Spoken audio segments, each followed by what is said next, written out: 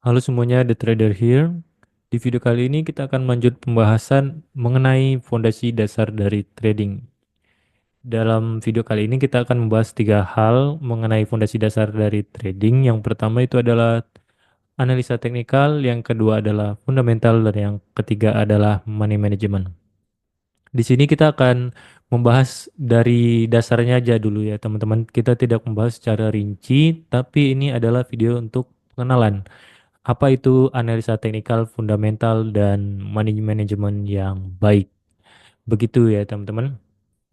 Kita bisa masuk dari pembahasan yang pertama, itu adalah analisa dari fundamental. Kita bisa masuk dari analisa fundamental. Tentu saja di setiap market atau industri yang kita masuki ada dasarnya ya, teman-teman. Nah, alasan mengapa sebuah harga itu bergerak tentu saja terjadi karena suatu hal, bukan secara tiba-tiba atau bergerak tanpa arah dengan dasar yang tidak pasti. Nah, analisa fundamental di sini fungsinya itu adalah untuk menentukan atau membawa arah market itu ke arah tertentu ya, teman-teman. Analisa fundamental adalah pendekatan yang menilai mengapa harga bisa bergerak dan di analisa fundamental ini, kita juga akan mempelajari tentang kondisi dari ekonomi suatu negara, politiknya, dan sentimen dari global. Apa yang terjadi di dunia dan apa yang akan terjadi di masa depan. Inti dari fundamental itu adalah data ekonomi seperti inflasi atau CPI, tingkat pengangguran di NFP, suku bunga atau FOMC dan sebagainya, serta kebijakan-kebijakan dari bank sentral dan kapan ia akan menaikkan atau menurunkan suku bunga dari negaranya. Dan kita juga akan mengetahui sentimen pasar. Risk on uang masuk ke aset berisiko itu seperti apa dan risk off uang masuk ke safe haven itu kapan. Contohnya seperti kapan kita harus masuk ke USD atau pair mata uang dan kapan kita harus masuk ke safe haven. Itu kita bisa mengetahui fundamental dari suatu negara atau pair yang kita masuki ya teman-teman. Contohnya di XAU seperti contohnya US sedang Bank Sentral sedang potong suku bunga nih. Kapan kita harus out di XAU dan kapan kita harus masuk ke XAU itu bisa tahu dari apa hasil fundamental yang dihasilkan di US itu, teman-teman. Dan berita-berita global seperti geopolitik, perang, pandemi, atau krisis. Itu juga sangat mempengaruhi. Contohnya di COVID kemarin. Nah, itu kan banyak market yang crash. Dan safe haven seperti gold itu terbang dengan ugal-ugalan. Dan juga contohnya di perang Rusia-Ukraina yang meledak pertama kali. Itu pair gold terutama XAUUSD itu terbang gila-gilaan banget teman-teman. Untuk teman-teman yang tidak mengetahui fundamental, tentu secara teknikal itu mungkin ada hal atau breakout yang terjadi di resistennya. Tapi untuk hal yang lebih pasti, teman-teman bisa mengetahui dari sisi fundamental. Kenapa harganya bergerak bisa tiba-tiba nih, jeder terbang ke atas. Seperti setelah kita cari tahu dari analisa fundamentalnya, itu terjadi karena ada pecah perang di Rusia dan Ukraina. Nah, itu bisa jadi alasan teman-teman atau mengetahui kenapa harga itu bergerak secara tiba-tiba. Dan begitu juga di beberapa news-news besar yang terjadi setiap bulan, seperti FOMC yang terjadi di setiap awal minggu dan akhir minggu. Itu harga akan bergerak secara volatile yang sangat besar. Dan contoh kasusnya di sini, saat The Fed menaikkan suku bunga, USD itu cenderung menguat dan gold atau XAU itu akan cenderung melemah. Begitu juga sebaliknya, ketika The Fed menurunkan suku bunga, USD itu cenderung melemah. dan emas cenderung kuat. Nah, terkadang ada hal yang bisa memutarbalikkan keduanya, teman-teman. Kadang XAU-nya naik, USD-nya naik juga. Nah, itu teman-teman bisa melihat dari fundamentalnya. Contohnya, kalau kasus seperti itu, biasanya ada geopolitik atau main event lain yang sedang terjadi berbarengan dari The Fed tadi yang menaikkan suku bunga atau menurunkan suku bunga. Begitu, teman-teman. Dan ketika data NFP melemah, pasar akan mengantisipasi penurunan suku bunga lanjutan sehingga harga dari XAU akan terus naik. Begitu, teman-teman.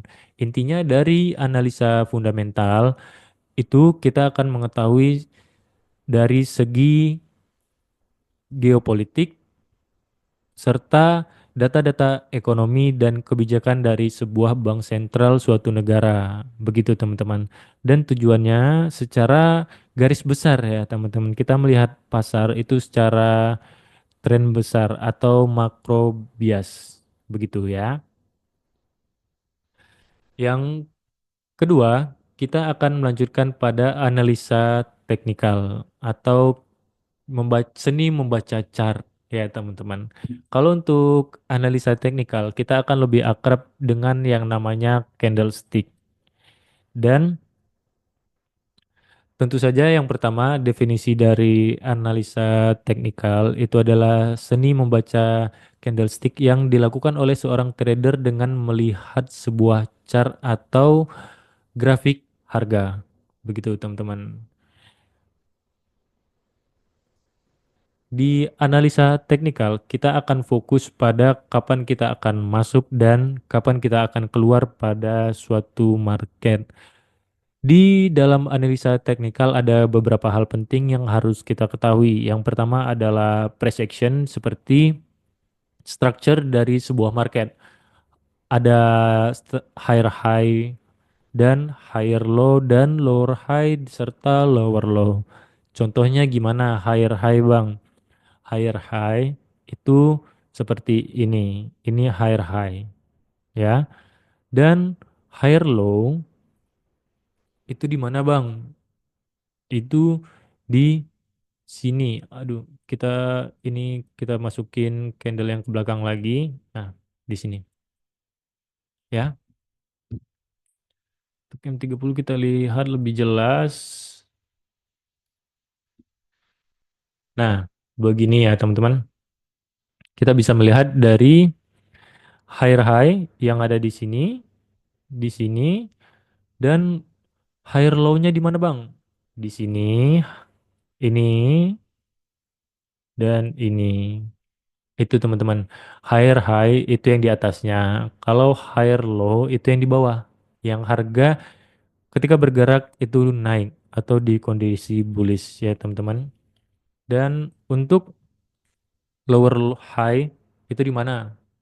Di harga yang bergerak cenderung turun ya teman-teman. Lower high di sini.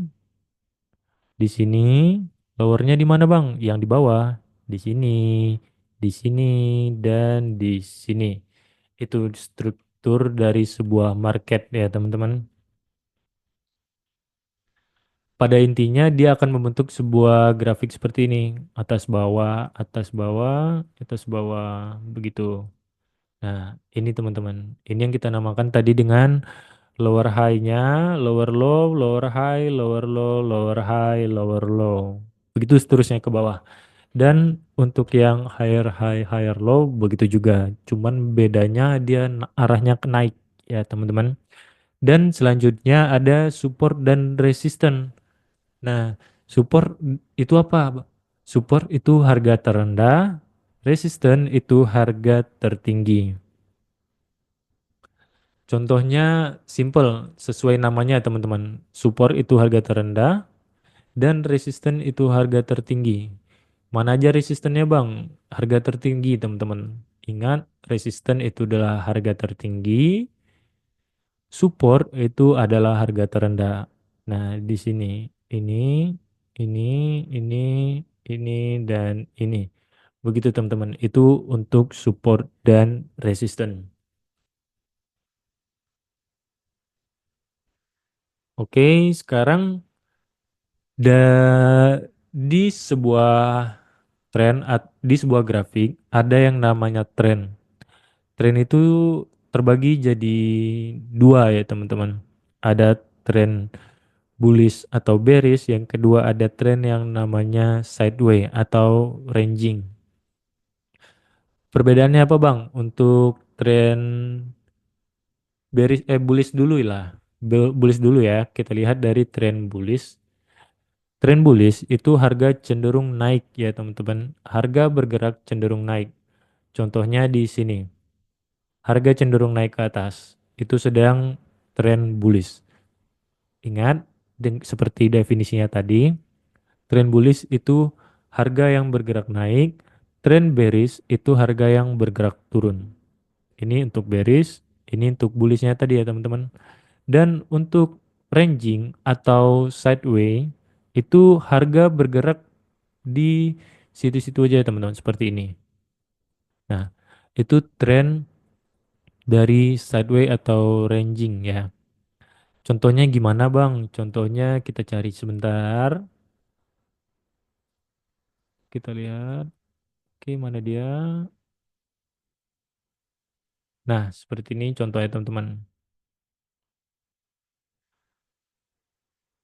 Kita sebentar cari contoh yang enak ya. Nah, di sini. Nah, di sini kita bisa melihat langsung nih teman-teman. Ada tren bearish, bullish, dan sideways atau ranging. Yang pertama tren bearish tadi. Di sini harga cenderung turun dan melanjutkan kenaikan. Ini tren bullish.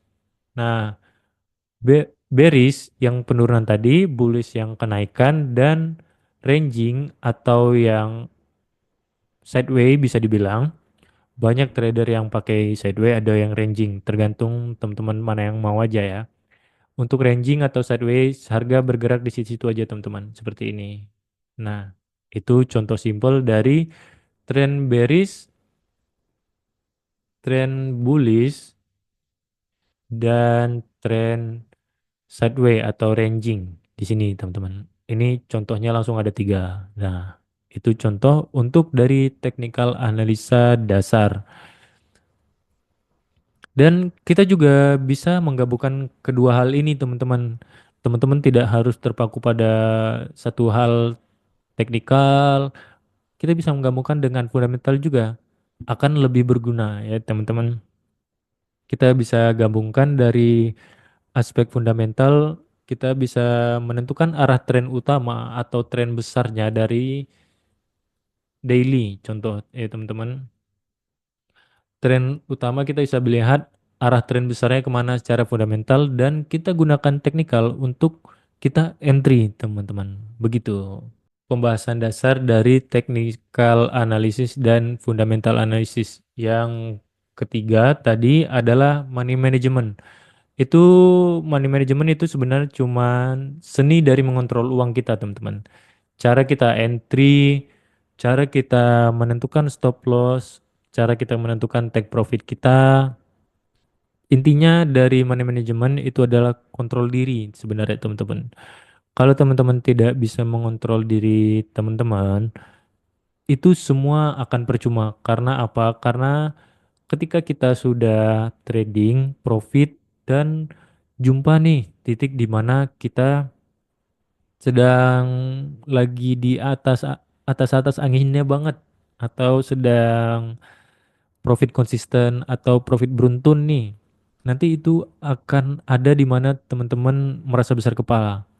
Ketika kita tidak bisa mengontrol diri kita, kita terlalu besar kepala dan jumpa market yang kita bisa konsekutif loss itu bisa sampai 2 3 kali sampai 10 bahkan. Ketika kita bisa mengontrol itu, kita akan terpuruk, kita akan habis ya teman-teman. Jadi di money management ini kita berusaha untuk membatasi itu supaya tidak terlalu mengalami loss yang terlalu besar ya. Contohnya kita dalam menggunakan lot. Lot itu kita bisa sesuaikan dari modal trading kita. Contoh dari $1.000 itu teman-teman bisa menggunakan lot maksimal itu di 0,1 karena hitungannya kita pakai di $100 itu sama dengan 0,01 begitu. Itu kita bisa pakai ya teman-teman. Kita bisa pakai hitungannya seperti itu. $100 itu bisa kita pakai per 0,01. Jadi setiap $100 lagi kita bisa tambah 0,01. Tapi intinya kita bisa batasi dari persenan juga. Kita bisa pakai dari persenan dari modal. Contoh dari $1.000 itu kita bisa pakai rata-rata 3 sampai 5%. Itu udah risiko yang wajar ya teman-teman. Dari $1.000 kalau kita pakai 3% itu 3% dari $1.000 itu sekitar 30 ya. $30. Kalau 5% itu $50. Nah, jadi tinggal disesuaikan aja dari risiko yang ingin teman-teman pakai. Tapi sebaiknya kita pakai risiko yang paling minim di 3%. Atau jika teman-teman ingin lebih sedikit, di 5% aja maksimal. Jangan lebih, karena kalau lebih itu akan mempengaruhi dari kondisi teman-temannya juga nanti. Karena semakin manusia lah ya namanya teman-teman. Ketika kita profit, kita ingin untung yang sebanyak-banyaknya, ya kan? Tentu saja, siapa sih manusia yang tidak ingin untung sebanyak-banyaknya? Dan ketika loss, kita ingin rugi seminimal mungkin atau sesedikit mungkin, ya kan? Ya manusia lah namanya teman-teman. Ketika kita menjumpai loss, kita tidak terima. Kita pengen secepat mungkin mengembalikan dari loss tersebut. Kita udah trading sekali, 2 kali, 3 kali masih loss. Yang keempat sampai keterusnya itu teman-teman pasti bakal ngehantam dari lotnya. Nah, itu jangan ya teman-teman. Kita batasi aja. Kita pakai 3 sampai 5% dari modal. Ketika itu sudah tercapai, kita bisa stop trading. Misal kita trade sekali masih loss 0,1 0,15 atau berapa atau $15 ya contohnya. Kalau kita pakai 3% tadi, kalau $15 kan masih ada setengah lagi, ada $15 lagi ya teman-teman. Kita bisa gunakan. Nah, ketika kita loss lagi jadi $30 dalam hari itu, berarti udah stop, jangan dilanjutkan. Kita bisa lanjutkan di esok hari karena market juga tidak akan tutup teman-teman. Kecuali bank udah nggak ada, ya kan? Jadi dalam money management itu sebenarnya seni mengontrol uang. Seberapa besar kita merisikokan dana kita dan seberapa besar kita membatasi keuntungan kita atau mendapatkan keuntungan yang semaksimal mungkin dalam per hari atau per trade dari kita trading. Begitu teman-teman. Untuk money management itu bagusnya seperti ini aja. 3 sampai 5% ya teman-teman. Untuk lebih itu tergantung dari teman-temannya sendiri. Kalau teman-teman kuat silakan, tapi sebaiknya dibatasi. Jangan terlalu besar dan akan membahayakan diri teman-teman juga. Begitu. Untuk money management mungkin